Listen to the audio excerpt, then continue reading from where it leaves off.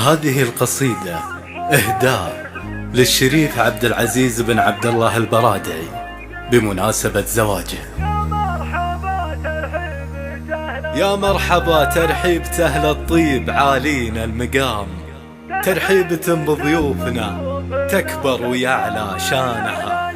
حياكم الله وارحبوا وعداد ما طار الحمام، على الشحن والهيل والمباخر ودخانها، في حفل أهل الجود والمعروف والروس الكرام، بحلة بني هاشم والأشراف ابتدي بعنوانها.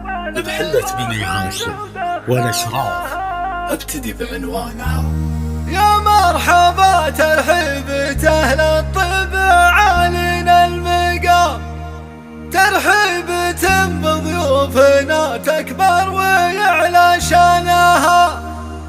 حياكم الله وارحبوا وعداد ما طار الحمام، على الشحم والهيل والمباخر ودخانها.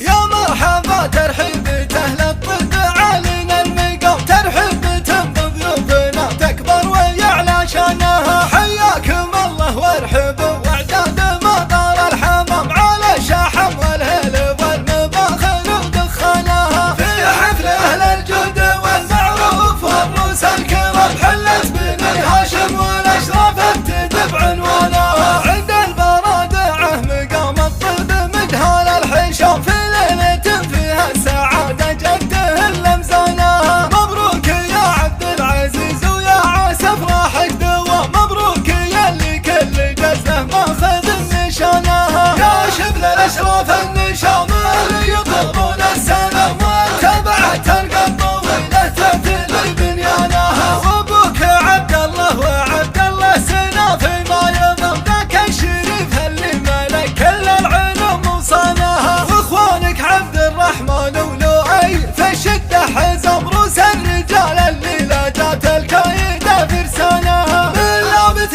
تاريخها من عهد زرقات السهام، هامش من سقم العلا كان العدا وخذلانها. اشراف والاشراف قوم ما يهابون الخصم، تشهد تواريخ العرب